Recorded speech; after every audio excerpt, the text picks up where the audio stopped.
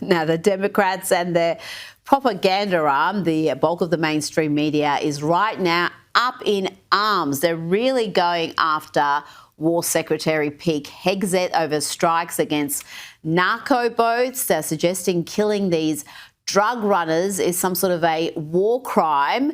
I could play you 100 examples, but here is The View's Sunny Hostin.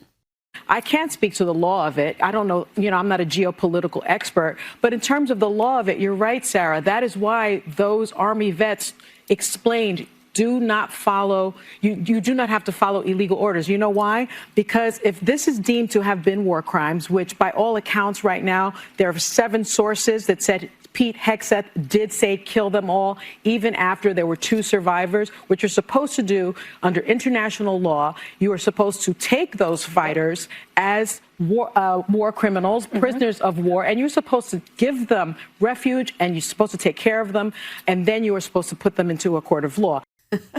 I do love how she says she can't speak to the law of it and then says in terms of the law of it, all within the first 5 seconds of that rant.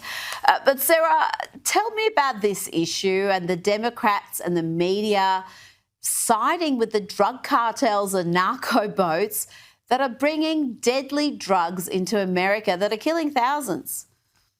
Yeah, it's simple. The Democrats have chosen complete chaos and criminality as their party platform. The Democrats have consistently, since President Trump got elected and was inaugurated and came into office ready to implement his agenda, the Democrats have decided that they would take the side. They would be the party of criminals. They would be the party of illegal gang members. I mean, this is the same party who cried over a gang member. They called him a Maryland father. It turned out he was an illegal gang member who was here. And they cried because we deported him to El Salvador, which, by the way, Rita, let's not forget, was his home country. We did him the favor of returning him from where he came. We didn't even get a thank you for that. I mean, the Democrats, time and time again, they are given the opportunity to choose law and order, to choose to protect American citizens. And every single time they choose the opposite. They choose America last. They choose these narco-terrorists. They choose the drug dealers. They choose the illegal immigrants and the rapists and the gang members. And I say, when someone shows you who they really are, as the great Maya Angelou said, believe them. The Democrats are the party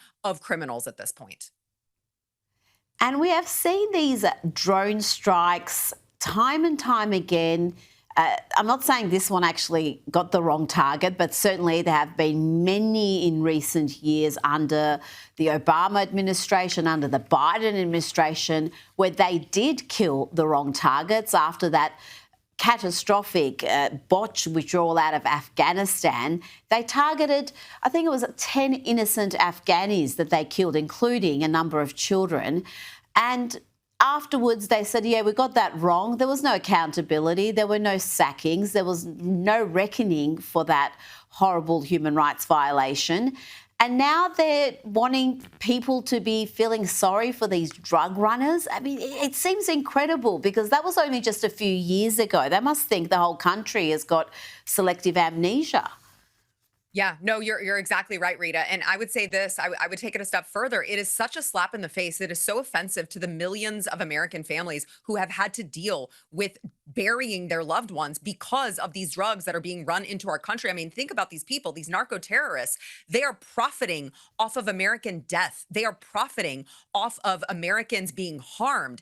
And the Democrats, instead of cheering our administration on for making this country safer, they are actually calling them war criminals. I saw the Washington Post, I believe, they wrote this very sad story. It was very sad, sympathetic to these poor narco-terrorists who were left stranded on this island with this boat that wouldn't work and how we were supposed to feel sorry for them. And I'm like, I'm actually really glad that they got blown up. I hope more of them get blown up. I don't want these people bringing drugs into my country. And I believe that my thought process represents the absolute majority of the American people. We're just not buying it anymore.